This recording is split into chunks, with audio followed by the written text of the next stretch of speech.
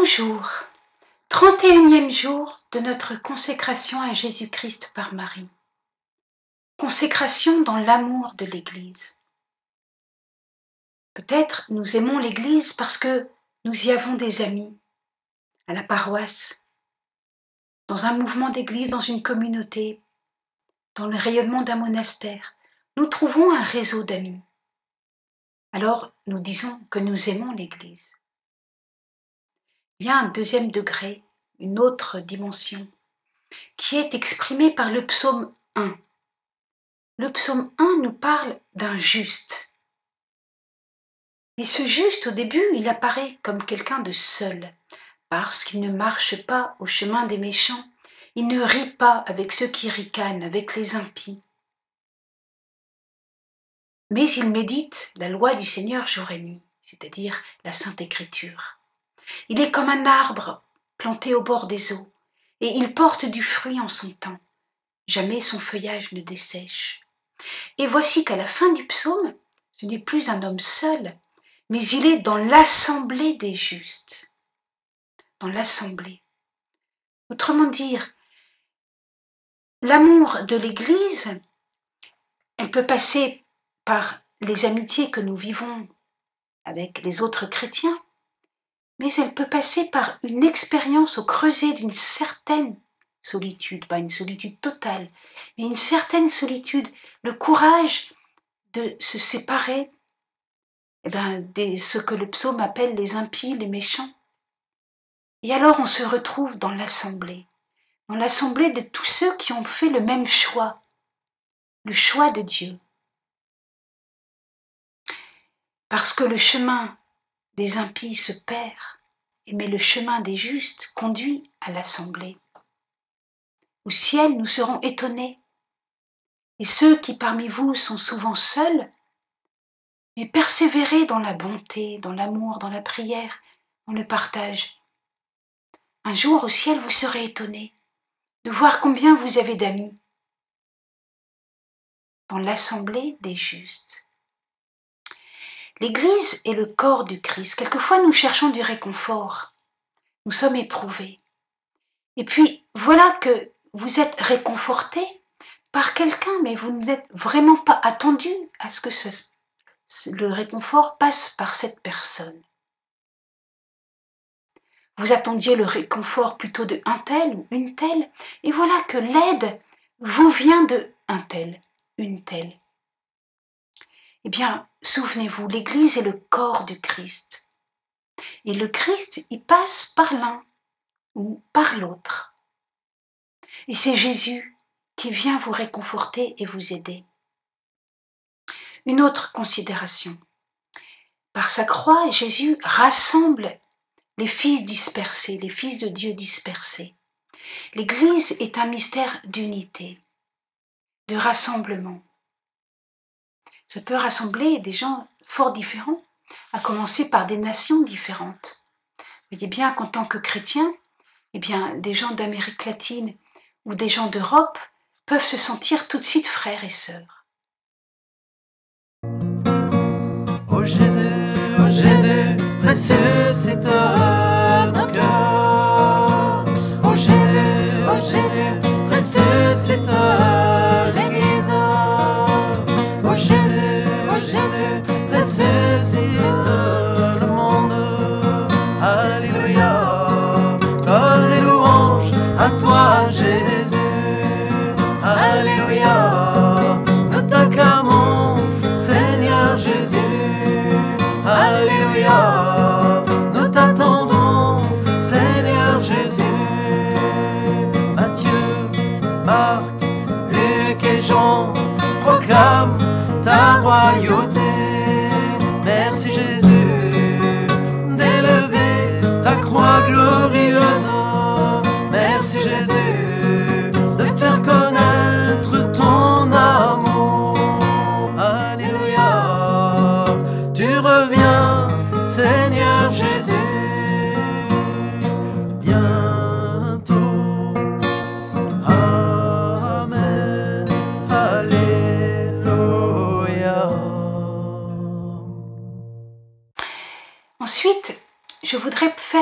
considération sur l'Église vue par Origène, un père de l'Église qui est décédé vers l'an 250, donc qui a un regard plein de fraîcheur sur l'Église. Il commente le Cantique des Cantiques. L'Église est comme une épouse qui est noire, et elle dit « Je suis noire mais belle, c'est le soleil qui m'a noircie. » Parce que le soleil, c'est le soleil divin, le soleil de justice, dirait Malachie. Alors il fait apparaître ce qui n'est pas juste, ce qui n'est pas ajusté. Alors ça apparaît noir. Alors, Saint Jean de la Croix a repris la même image.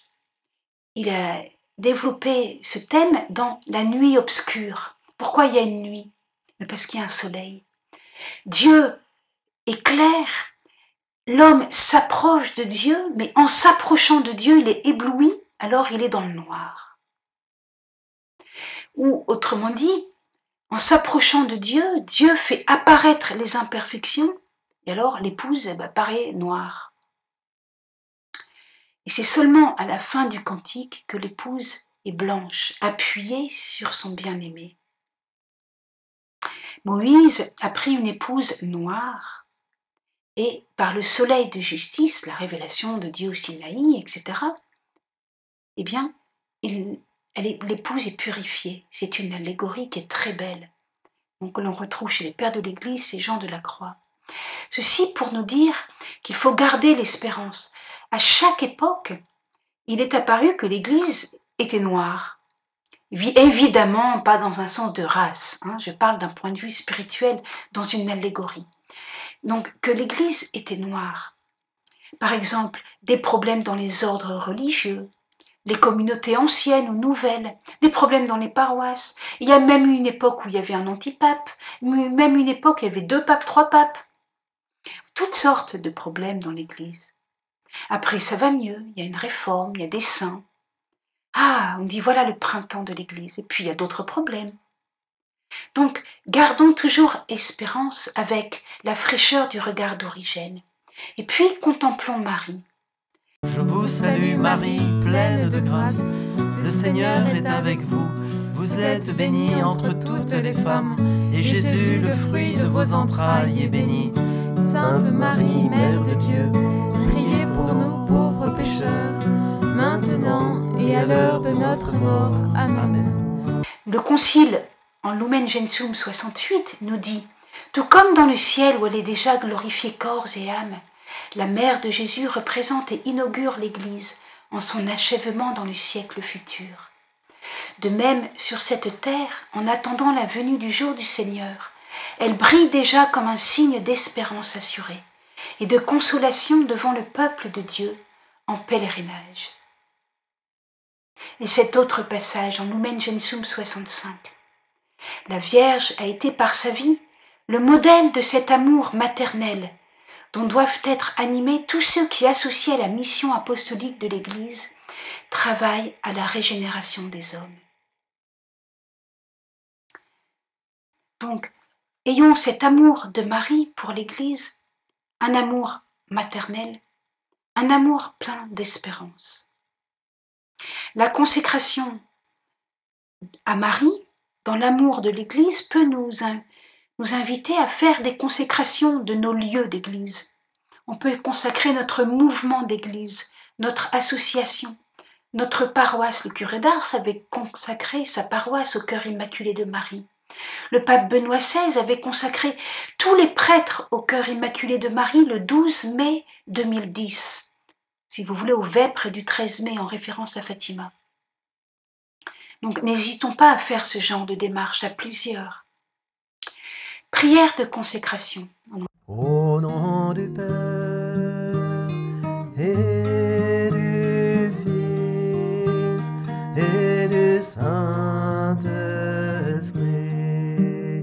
Amen. Ô Marie, merci pour l'Église locale où je peux concrètement participer à une rencontre, à un temps de prière, à une liturgie, à un mouvement, à un apostolat. Ô Marie, je te consacre ma solitude et mon union à Dieu pour nourrir ensuite mes amitiés spirituelles. Je te consacre mes relations spirituelles, celles qui me sont utiles, protège-les. Celles qui me font reculer, coupe-les. Ô Marie, je te consacre mon regard sur l'Église, pour qu'il devienne un regard de foi et que je puisse percevoir Jésus qui me parle par l'Église, par le pape, par les ministres ordonnés ou par les plus humbles chrétiens.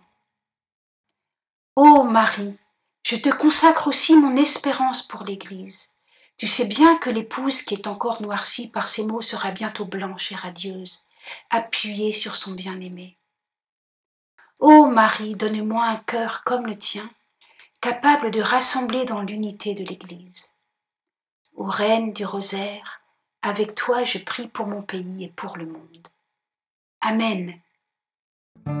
Au nom du Père et du Fils et du Saint-Esprit. Amen. Alléluia.